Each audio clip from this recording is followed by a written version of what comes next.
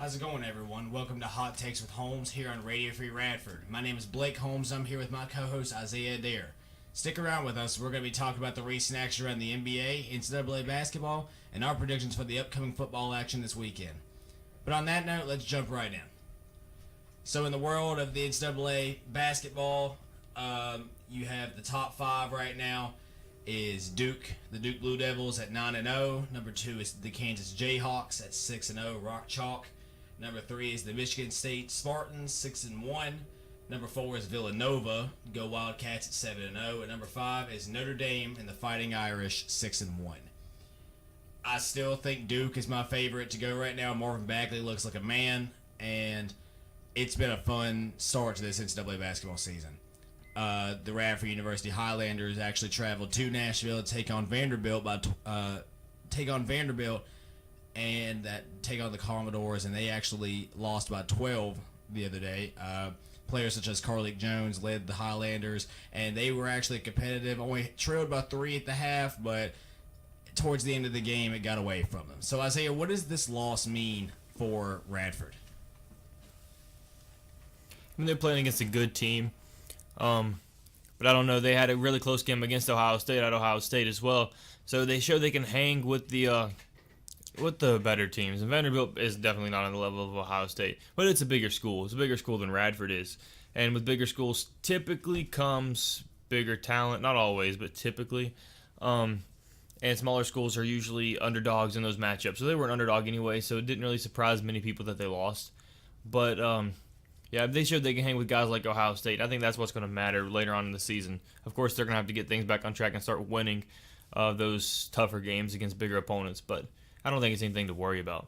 I will say it is usually that Ohio State is better than Vanderbilt, but Vanderbilt actually made the NCAA tournament last year. They're a very good SEC team. They started off the season this year a little rough. They have a losing record, but in the SEC this year, the basketball side of things looks very good. Normally, it's the football that's just insane, and the basketball is kind of iffy. But this year, they're actually looking pretty good. You got teams like Florida that's in the top 10, Kentucky, Texas A&M is looking good. Like, they've got some talent out in there, and it's still a good, encouraging sight to see the Highlanders fighting hard with a team like that.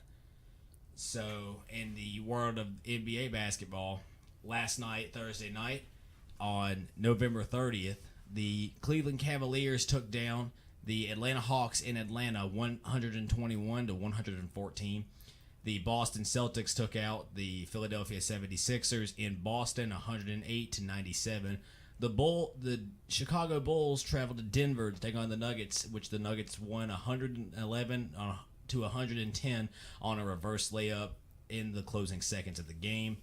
The Milwaukee Bucks took out the Portland Trail Blazers 103-91 in Portland. And the Utah Jazz traveled to Los Angeles to take on the Clippers, to which the Jazz knocked them off 126-107. So our hypothetical for the day, underachieving team that could catch fire this season. Cleveland is the perfect example of that. Wasn't as good as a lot of people may have thought they were going to be, and they've really picked it up as of late. So what's another team that's underachieving right now, that is struggling right now, that has the variability that could catch fire at any point and go on a tear, whether it's a winning streak or they have just a very good record from here on out? What team is most likely to do that?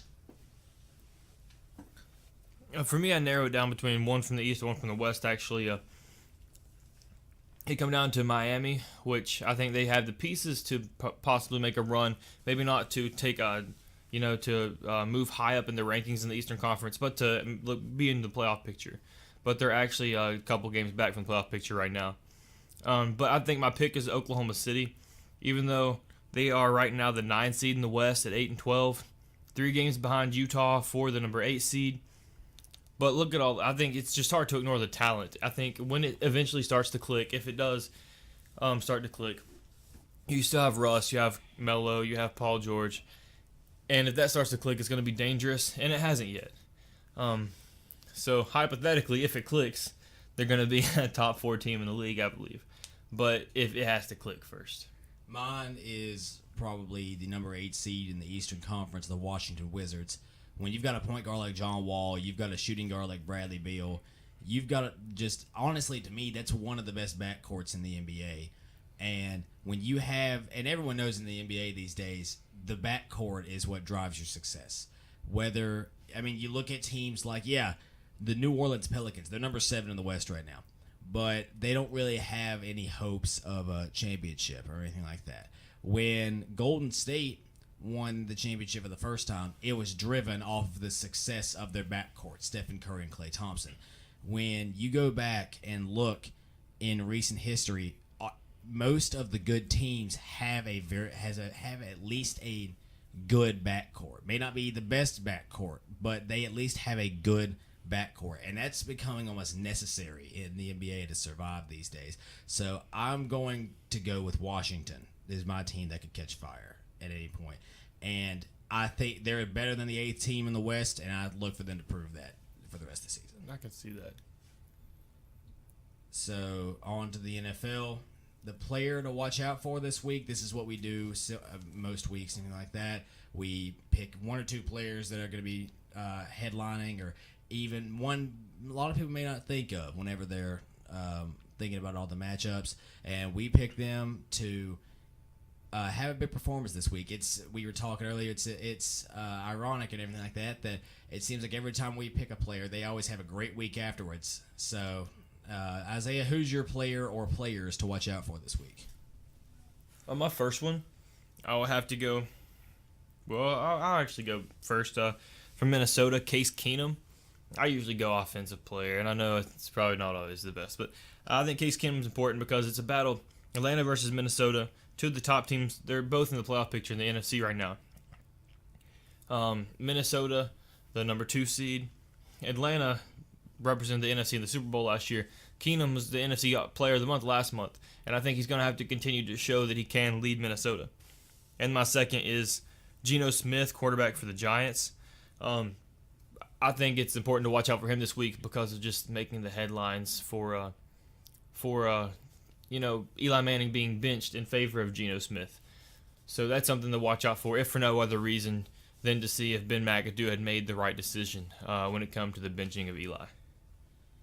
So mine, I'm going to start out with Cam Newton taking on the New Orleans Saints in New Orleans. This is going to be a very big challenge and a very big test for this Panthers team that's looking to compete with New Orleans in the NFC South. And if New Orleans wins this game, it's a huge momentum swing for them because not only do they have a better record than Carolina at that point, they have the tiebreaker due to head-to-head over Carolina. And you got to think about if Cam Newton's going to have to step up, he's going to have to make plays, he's going to have to make some good throws here at the Superdome because, as we all know, New Orleans is such a good team at home. And this is such a big game this season. I'm not saying that Carolina's playoff hopes depend on it, but they are a big deal, and it could help a lot if they were to win this game, and it gets them right back in it with the division race. And my other person to watch out for, I'm actually picking a defensive player this week, is Darius Slay against the Baltimore Ravens. Darius Slay this year has been a very good corner for the Detroit Lions. And Joe Flacco is either capable of putting together a masterpiece or a disaster. So I'm looking to see if Darius Slay will be. I wouldn't be shocked to see him pick off a pass and things like that. So I think that defense, with the leadership of Slay, will force Flacco to struggle in this game this week. So Thursday Night Football this week, Dallas versus Washington. The Cowboys took out Washington in Dallas 38-14. Dak Prescott got injured, but actually didn't miss an offensive play because of a punt return touchdown from rookie Ryan Switzer that kept the offense on the sideline. Dak thought that he had broken his hand initially, but said that he was able to get it wrapped up and get the swelling down, and the x-rays came back negative. This is honestly a very big win and a very big loss for the Redskins because this loss pretty much, I'm not going to say it guarantees anything, but it does put them a good ways out of the playoffs, and the Cowboys are just trying to hang on right now until Ezekiel Elliott's coming back. So, Isaiah, what are your thoughts on that? I think it's about time Alfred Morris blew up. The offensive line had been struggling. I mean, Adrian Claiborne had 6 sacks a few weeks ago. on them. So that shows a struggle. If the whole team gets 6 sacks, much less one player. So it was time the offensive line put something together, and Alfred Morris took advantage of it. It showed their defense is capable of playing good football. Showed Dak is capable of playing good football, even fighting through an injury. He may not have broken his hand, but he thought it was broke. He was in pain, and still was able to get back on the field and play. So I think it's a confidence booster for the Cowboys, if nothing else, showing they can win against a decent team without Zeke. But it's got to crush Washington, and they said that Kirk Cousins is going to be judged by how he does the rest of the year, and he just lost to a Cowboys team without Zeke. It is also worth noting that punt return from Ryan Switzer was actually his first career touchdown. So congrats to him. Very big momentum play in that game that actually helped keep the quarterback from missing any plays on offense. The NFL playoff picture right now in the AFC, the number 1 seed is the Pittsburgh Steelers. Number 2 is the New England Patriots. Number 3 is the Tennessee Titans. Number 4 is the Kansas City Chiefs. Number 5 is the Jacksonville Jaguars, and number 6 is the Baltimore Ravens, leaping up into the playoff picture as of right now. In the NFC, the Philadelphia Eagles at number 1, the Minnesota Vikings are at 2, the LA Rams at 3, the New Orleans Saints are at 4, number 5, Carolina Panthers, and number 6, the Atlanta Falcons. 3 NFC South teams are represented in the playoff picture right now. Tampa Bay is just looking horrendous this year. So they are, well, they look, I won't say they look horrendous. They look very up and down. And I think right now it's the toughest division in football in the NFC South. But Tampa Bay is just struggling this year, and I think they're a byproduct of that division being so good. So moving on to our game-by-game predictions this week. Starting off with the Vikings and the Falcons. Vikings traveling to Atlanta. The Vikings are a very hot football team right now. And the Falcons will be fighting to stay in the playoffs after jumping Seattle to get back into the 6th seed. But I'm still going to take the Minnesota Vikings, taking down the Atlanta Falcons in Mercedes-Benz Stadium. I'm going to take the Minnesota Vikings too. They're a team this year that showed that, they've only lost 2 games. They showed they can win on the road, they can win at home. I don't think it's kind of disrespectful how they just go in and it's like they don't even care. They're just like, okay, this is our place now, and they just take control. The running game's got a good balance with McKinnon and Murray. Keenum's good. They got 2 of the top receivers in the league, 2 top 10 receivers with Thielen and Diggs, and their defense is just amazing. So Minnesota, it's Minnesota. It's also impressive to see them fighting through the adversity they've had this season with not one. They were already down a quarterback at the beginning of the season. Teddy Bridgewater having just a very, very bad leg injury, and some people are impressed that he's even being able to play at this point, that he was even able to keep his leg, and he's back and active. But with Case Keenum playing like he has this year, they're not going to go away from him until they give him until he gives them a reason to. And Sam Bradford having an injury-ridden past, but he seemed to be getting past that, and then it happened again this year. But as I stated, Case Keenum's just playing very well right now, and there's no point for the Vikings to stray away from him unless he gives them a reason to, and he hasn't done that yet this season. So the Houston Texans going to Tennessee. Give me Tennessee. Again, I've said it before. I'll say it again. I don't trust Tom Savage to lead that football team, and I like the Tennessee Titans in Nashville at Nissan Stadium. DeMarco Murray, I look for him to have a big game this week.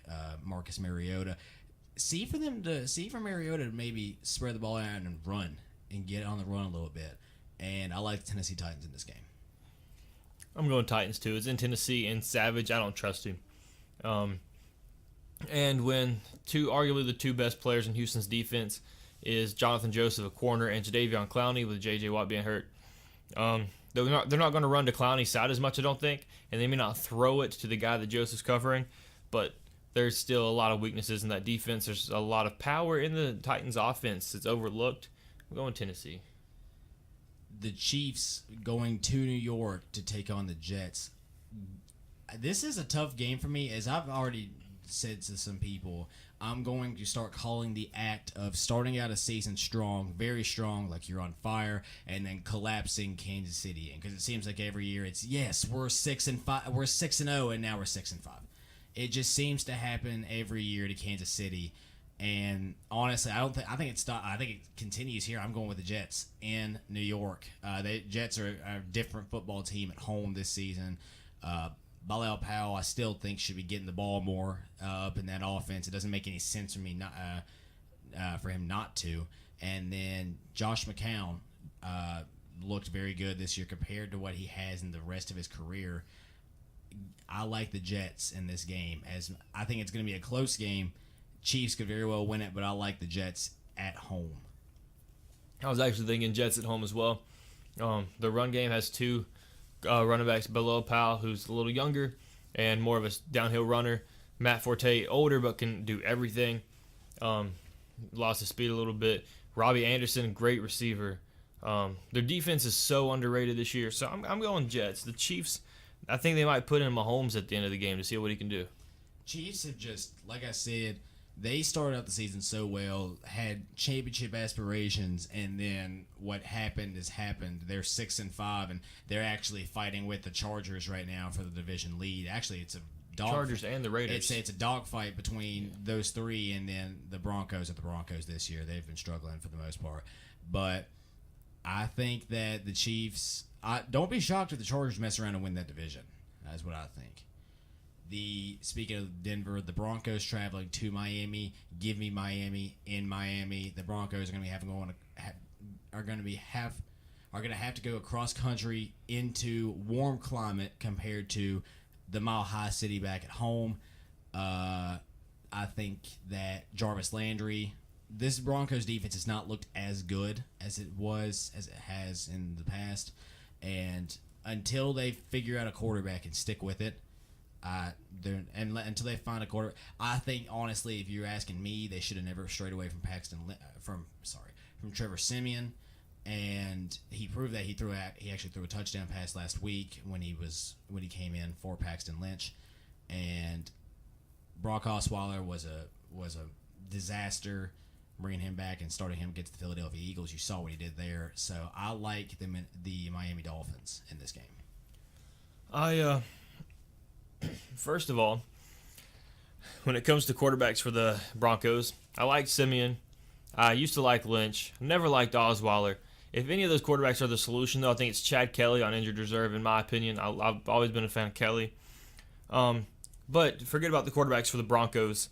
The quarterback for the Dolphins is going to win the game. The past two meetings that the Broncos and Dolphins, the past two times they have met, the Broncos have won both by a total of 6 points. I think this game, Jay Cutler leads the Dolphins to a 7-point win, more than the Broncos have beat them combined the past two meetings. So I'm going Miami by 7, just to throw that out there. Colts traveling to Jacksonville. Even with the loss last week, Jacksonville was playing like one of the best teams in the NFL, and Blake Bortles was off and on for the most part. It was the defense really in Jacksonville that was getting them their wins. That defensive line is just unheard of, very good. And I'm saying that they're going to pick up where they left off in Arizona. They lost on a 57-yard field goal as time expired, or actually with 1 second left on the clock. But Jacksonville will look to avenge that loss, and I think it could get ugly, honestly, for the Colts this week in Jacksonville. Give me Jacksonville by more than 2 touchdowns.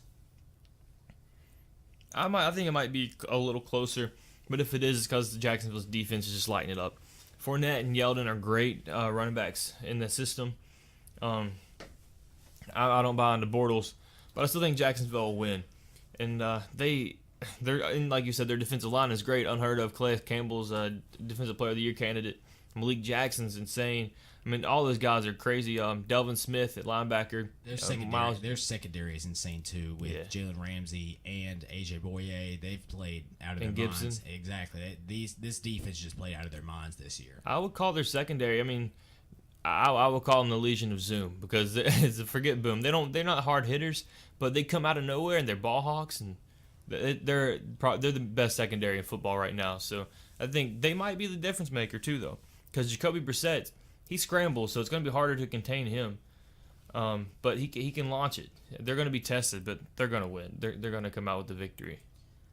Tampa Bay going to Green Bay. These are two teams that both had pretty big aspirations at the beginning of the season, and both are lower for different reasons. Tampa Bay's just struggled all year long. Jameis Winston hasn't looked good, so they threw in Ryan Fitzpatrick, and then the Packers lost their, a lot of people say the second best quarterback in the league. And some people even say the best quarterback in the league, Aaron Rodgers, due to his broken collarbone, which next week he will be eligible to practice, but the Packers have not said anything about if they're going to reinstate him or not. So, honestly, give me the Packers and Lambeau. I say Packers and Lambeau too. Brett Hundley had the best game of his career last week, and now they're playing against the Tampa Bay team that struggled. Green Bay's defense is going to give Fitzpatrick fits. No pun intended. Didn't mean to do that. But, yeah, and he's going to – and I think Rodgers may come back in 2 weeks from now. He did warm up with the team last week, even though he's not eligible to practice. He was throwing the ball 50 yards before last week's game with a recovering collarbone. So I think give him 2 weeks, he'll be back. But right now it's Brett Hundley's team, and he's going to win it in Lambeau. Detroit traveling to Baltimore with this game. As I stated before, the Lions defense will look to stop Joe Flacco, who is capable of throwing 4 touchdowns or 4 picks, and there's really just anything in between. He's one of those players you never truly know what you're going to get. A lot of people say that he's not elite anymore, which I agree with that. You can't be elite off of one season, but the Ravens are looking not. Ravens struggled at the beginning of this season, but now they're starting to put it together. As of late, as I stated, they jumped back into the playoff race at the number 6 spot right now, and we all know in the playoffs, all it takes is that one game, and they can knock off anybody they want to. They've competed. They're the only team in this generation, it seems like, that can actually legitimately compete with New England in Foxborough. They've done it twice now. And they haven't while they haven't won, or actually they did knock off the Patriots one time, I believe, on their way to losing to the Pittsburgh Steelers in the AFC Championship. But if the Ravens can get into the playoffs this year, they're always a team to look out for in the postseason. Give me Baltimore at home against the Detroit Lions. I think it's going to be a defensive battle. I think Darius Slay will have a pick. Tony Jefferson in the secondary may have a pick, either him or Ladarius Webb, I feel. For Baltimore. I think it's going to be a hard-fought battle, but since it's in Baltimore, I will go with Baltimore. Detroit's a good team, but I'm going to just because home field advantage is important. I think that the Ravens actually found their running back for the future right now in Alex Collins, and it's going to be a running game. And I don't know how much I trust. Yes, the Lions like to switch out running backs a lot, so you got people like Amir Abdullah coming in, things like that. I trust Baltimore at home right now. And, again, Detroit's a streaky team. They're off and on, off and on. They looked very good. They looked very bad. They looked very good. They looked very bad. Give me Baltimore. They've looked pretty consistent as of the most part this past few weeks. I think if it comes down to the running game, Alex Collins, rookie, correct? Mm-hmm. Had his first 100-yard game a couple weeks ago, I believe. The Detroit Lions haven't had a 100-yard rusher since Reggie Bush was there in 2013. So if it's a running game, I'm sorry, Detroit. Just give up now. The New England Patriots traveling to Buffalo for, surprisingly, their first matchup this season when they're going to have to play them again later on. And I wouldn't be shocked to see Buffalo win one of these games. And I wouldn't be shocked, but I'm still going to go with the Patriots. Pats are looking very good. They start off, a lot of people thought, well, Tom Brady doesn't have it anymore. Pats are going to be struggling. Their defense looked just so bad at the beginning, and now they're starting to put it together a little bit more. They're as I stated before, currently second in the AFC. So give me the Pats over a Bills team that can't seem to decide who their quarterback is. Do they want to abandon Tyrod or do they want to go to Nathan Peterman? I think last week I think a couple weeks ago pretty well decided that. I'm going to say give me Buffalo. I say give me Buffalo just because Tyrod Taylor's out for blood right now after being benched for Peterman and it being an absolutely terrible decision. New England is not going to lose in Foxborough to them. I don't see that happening in any way whatsoever. But I will say New England, I believe, has struggled this year when it comes to playing on the road against opponents. They only lost to the Jets by 7 points in New York, and that was on a controversial touchback call. They haven't played Buffalo yet this year, and I don't know if they've even played Miami in Miami this year, which means it's only had one away game, but they still struggled. They still struggled on away games inside the division, and I don't know. Tyrod he's a very talented player. Zay Jones is starting to emerge. The Bills' defense is underrated. They're an all-around decent team, and I don't know. Tom Brady's going to have a good game, I feel like, but I think that Tyrod Taylor's going to do something crazy to pull out a win here. Bills Mafia is going to have to be out in a big number to win this game, and they're going to have to be loud and be able to support that Buffalo team. The San Francisco 49ers traveling to Chicago to take on the Bears. Again, this is a game that I honestly couldn't care much less about because it's two irrelevant teams right now. The Bears are sometimes interesting, and they're always good to look out for with Mitchell Trubisky at the helm, and same thing with the 49ers starting Jimmy Garoppolo this week. Give me Chicago in Chicago, though. I think their two-headed running back punch with Jordan Howard and Tariq Cohen will get the job done. It won't be – I think the Niners will try to come out throwing, and I think it's going to end up backfiring for them in the end because I just don't trust I trust Jimmy Garoppolo. I just don't – and I also wonder if the Niners really want to win this game. They've got their win. Do they really want to try and beat Chicago in Chicago? Give me the Niners. Mitch Trubisky has done pretty decent this year. They have Tariq Cohen, Howard are a good running back duo. I believe their defense. I'm a bigger fan of their defense than most people are. But I think Jimmy Garoppolo, the team's going to want to show that Garoppolo's the future.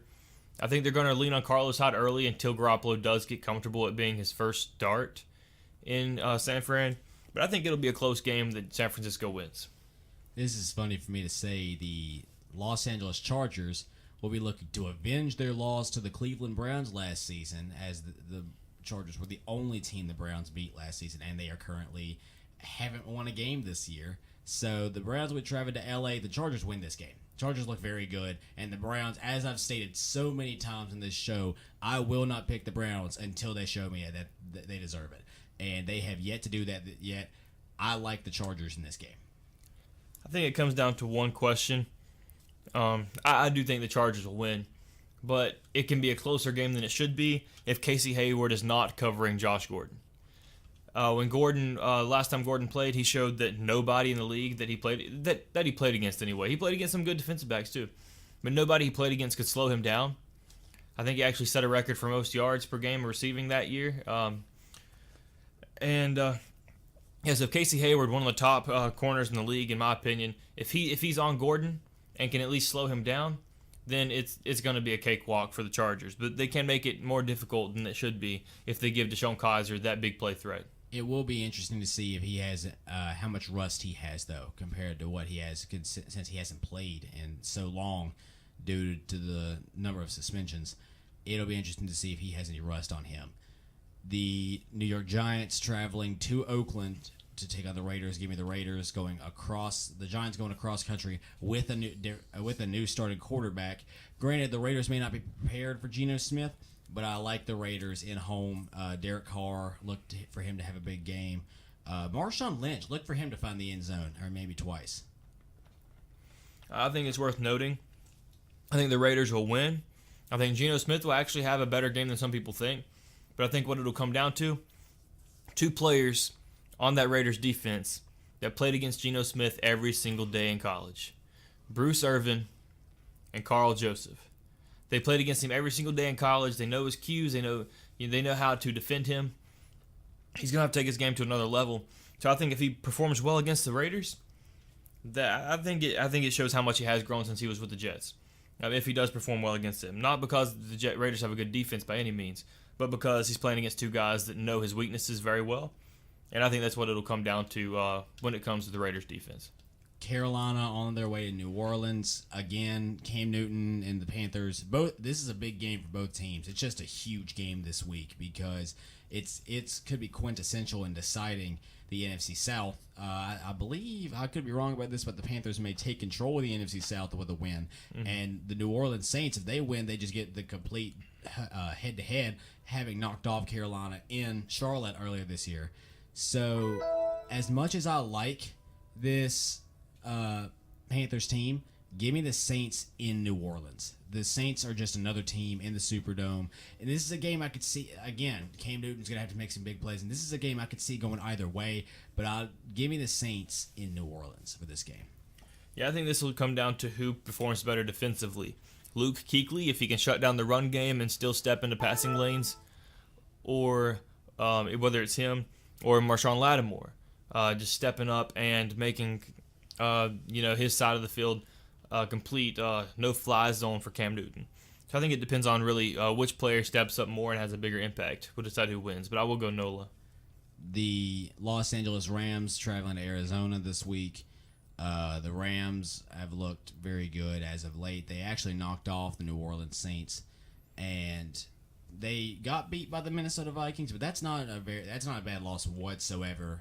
Obviously, the Vikings have only lost 2 games at this point, and I think the Rams continue to get it done. Jared Goff goes into Arizona, goes into Glendale, and escapes with a win. Todd Gurley has a big game, and I like the Rams in this matchup. I think the Rams will win, but I think it's going to be a tougher battle. Last week, the Cardinals held the whole running game. Like, the Jaguars' leading rusher last week was Blake Bortles. So I think Gurley's going to have a good game, but he's going to be limited. The Cardinals are not going to let the Rams run all over them like they did in their earlier meeting this season. Blaine Gabbert is going to be the difference maker, I believe. If Blaine Gabbert can get something going through the air and Adrian Peterson can average more than 3 yards a carry on the ground, it's going to be a close game. But I think the Rams will pull it off. Primetime Sunday night, Philadelphia traveling to Seattle, going across the country all the way. That's going to be a tough game. The Seahawks always have playmakers on defense, even with the injuries to Earl Thomas and Richard Sherman. And the Eagles had to go all the way across the country. But the Eagles look like a different team right now, and I'm going with the Philadelphia Eagles. I'm not going to pick against them until they give me a reason not to. And Seattle stumbled a little bit, and Philly hasn't. So give me Philly. I'm going Philly. You got Carson Wentz, and they got a 2-headed monster at the running back position. Seattle's defense is still crazy, but Carson Wentz is the MVP right now. So I'm going Carson Wentz and Philly in the link. Here's the thing, Philly has such a dynamic form. You can run the ball 1,000 times with them, and they will find a way to win, or you can throw it. And because you got Carson Wentz, Alshon Jeffrey's playing well, Nelson Aguilar, things like that, and then you can also hand the ball off to LeGarrette Blount or Jay Ajayi. It is a great offense that they have built, and the Eagles look like one of the, if not the best team. They look like the best team in the NFL right now. They can run it inside, run it outside, toss it off to a tight end really short, throw it deep to a receiver, throw it short to a receiver. You forget about Zach Ertz sometimes too. And Trey Burton's had a great year as the number 2 tight end. The whole team is the most all-around team in the league. Pittsburgh traveling to Cincinnati. Give me Pittsburgh. They actually always seem to play the Bengals better in Cincinnati than they do at home, which is weird because home Ben is home Ben, as what a lot of people say. But give me Pittsburgh in this game. Watch Antonio Brown this week. Yeah, Antonio Brown. I still think you got to look out for Pac-Man, but he's the only bright spot in my eyes on the defense right now for Cincinnati. And then because he's a good returner too. But I think Pittsburgh's going to win. I don't buy into Marvin Lewis anymore as a head coach in Cincinnati, and I think that'll be one reason. The play calling is he's not calling plays to fit the players he has.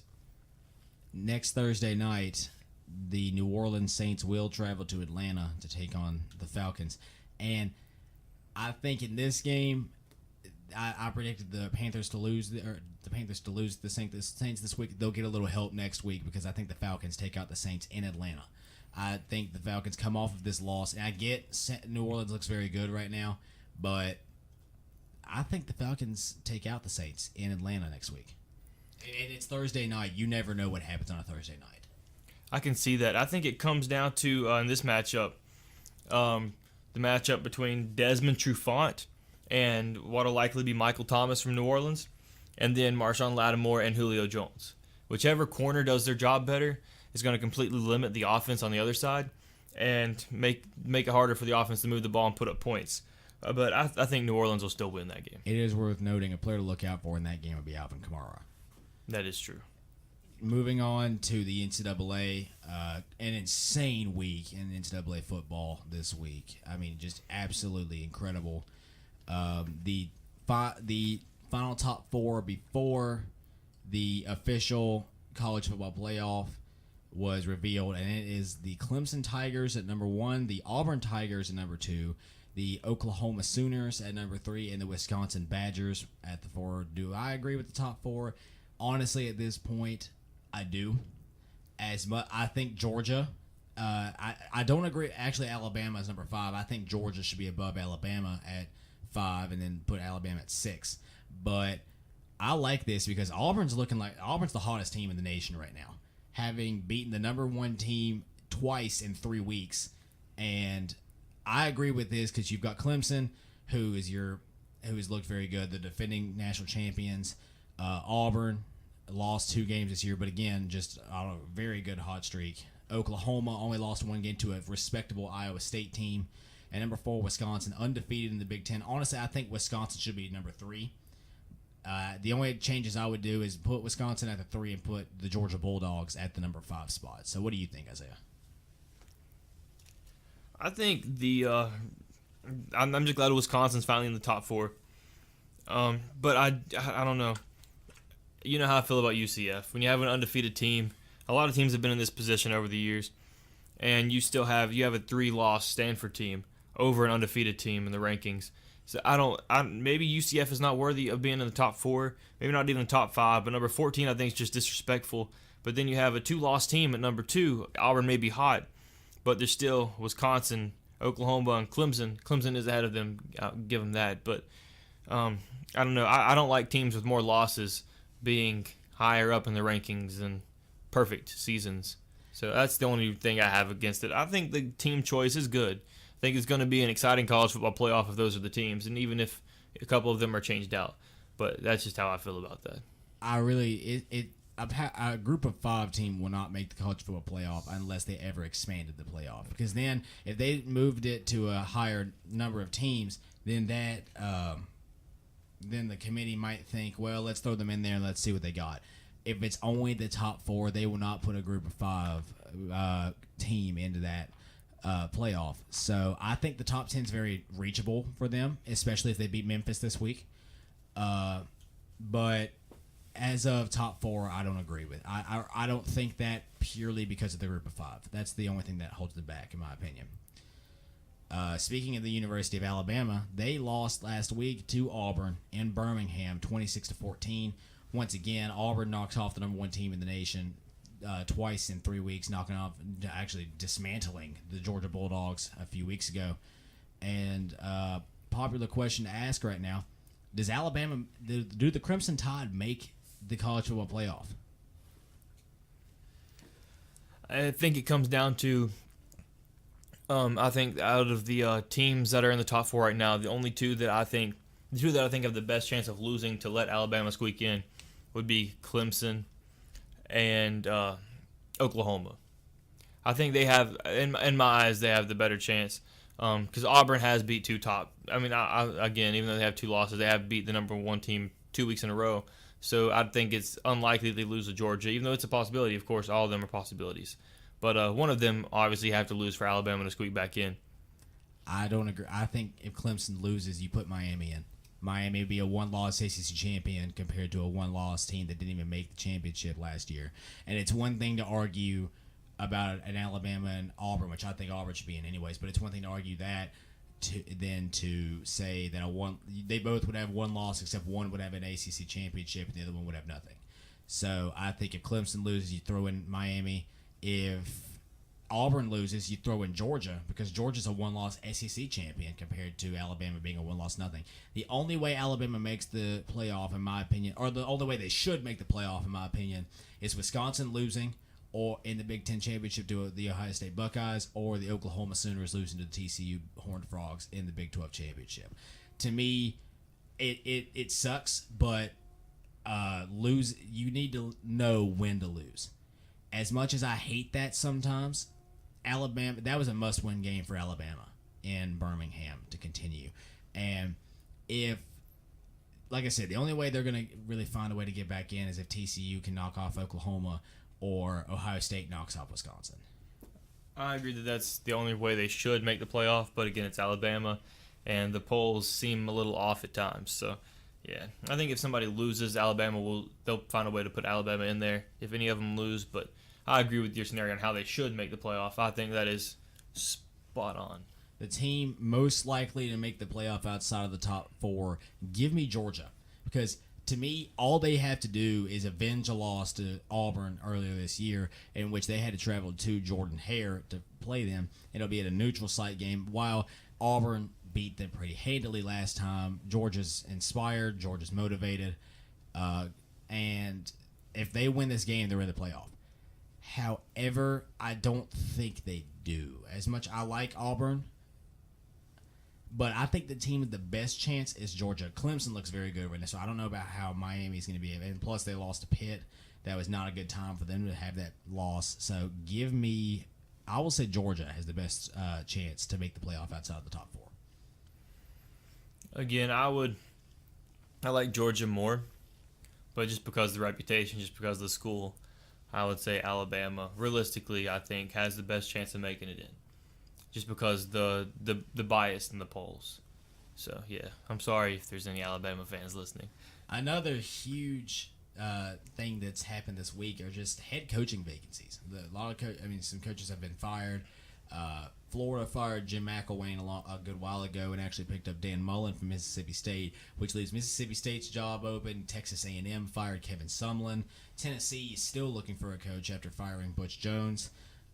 Crazy week when it comes to coaching, and I want to single out Tennessee specifically because their coaching search has been an absolute mess, and it's honestly, even as a Tennessee fan, it's fun to poke fun at it. And there's a famous saying within the Vol fan base: "It's great to be a Tennessee Vol." I said it's great to be a Tennessee Vol. Well, I don't know how well that statement's standing up right now because they look like a mess. From the groomers, John Gruden possibly coming to Knoxville, which happened every time there's a vacancy. I never believed it. To the Greg Schiano controversy, Tennessee was set to hire Greg Schiano, defensive coordinator at Ohio State, had a contract written up. They were about to get his signature. Unfortunately, the chancellor of Tennessee never agreed to it, and the fan outcry, the Vols fan base just went all against it. They were not a fan of hiring Greg Schiano, so they backed out at the end. And my opinion on that is there's a point in which you can let the fans help you out, something like that. And I think Tennessee should have never went after Schiano in the first place. But if you're going to go through all the trouble and get that contract made up and all you pretty much need is his signature and you drop out, you went too far. There is no reason you should get that close and then tell a coach, sorry, we didn't think about it. There is no reason for that. What are your thoughts on that? I think, again, it's something that's disrespectful. Not just by the team, but they were being urged by the fans. And I don't really care what the reasoning was behind it. I think he was accused of something, maybe. He was accused of having knowledge of the Penn State scandals of Jerry Sandusky. Now, there has never been a true, legitimate, clear-cut report that he has, but it's just speculation that he has.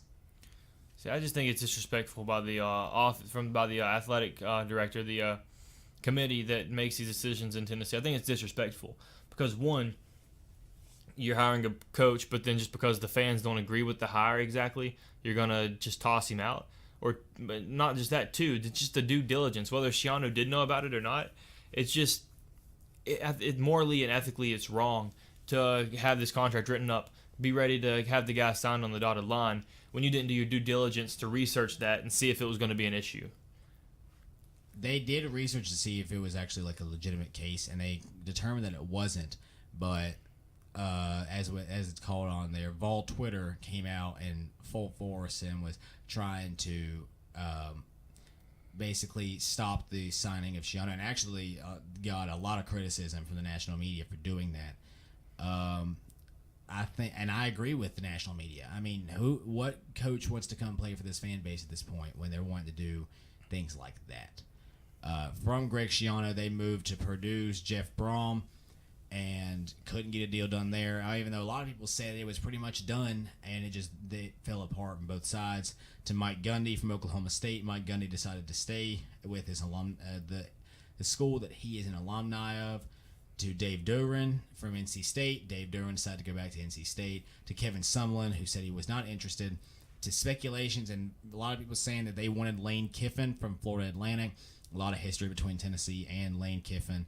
And currently, as of a report last night, the Vols were in contract talks with Mike Leach, the Wazoo coach, and those are still ongoing. There was not really been one that says it was just going to stop, but something that could mean that's the stop of that this morning. The breaking news: the University of Tennessee athletic director John Curry was fired this morning after only 8 months on the job.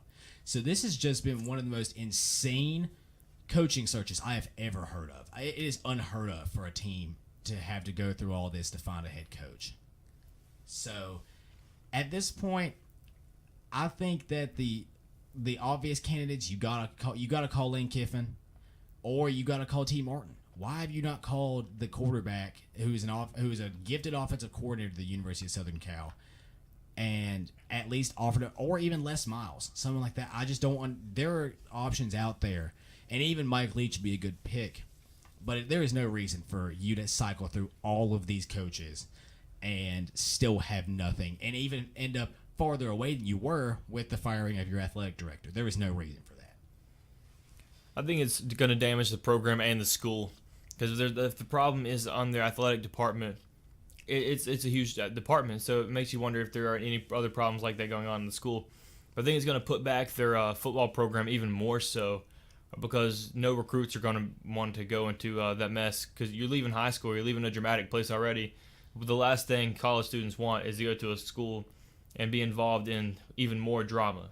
And they're adults, they should know better. They talk about college students being immature. It's an immature dumpster fire. All right, we're going to move on real quick to our predictions at the end.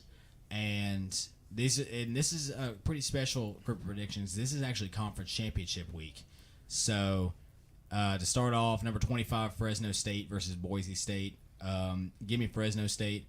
A lot of people say that Alabama should take criticism for playing Fresno State when they've actually not looked bad this year. They're playing in the in the Mountain West Conference, championship. So give me Fresno State.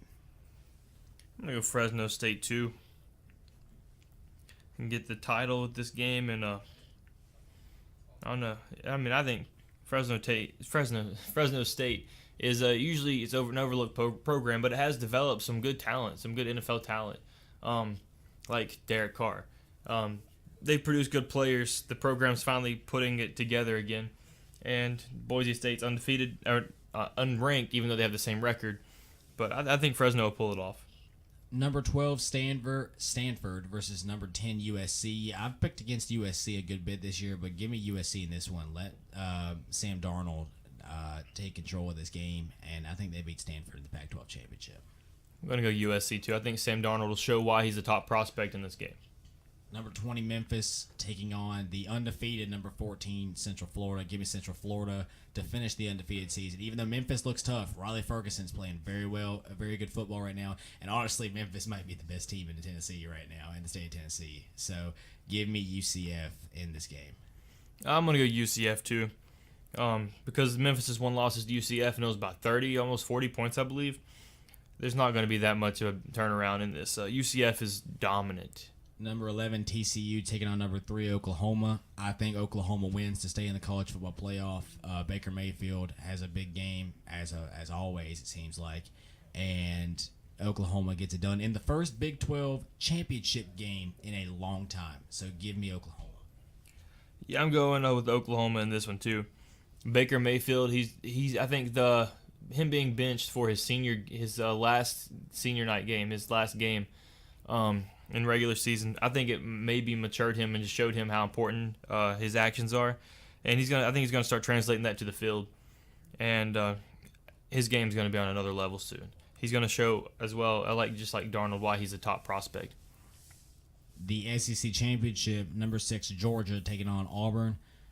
I like Auburn in this game. I don't be shocked if Georgia wins this game. I don't care if they got destroyed. It's a neutral site, and Georgia's motivated right now. Auburn, but so is Auburn. Auburn's on a hot streak, so I like Auburn by maybe a touchdown, and I think the winner gets into the college football playoff. I think it'll come down to one touchdown or less, and Auburn is hot.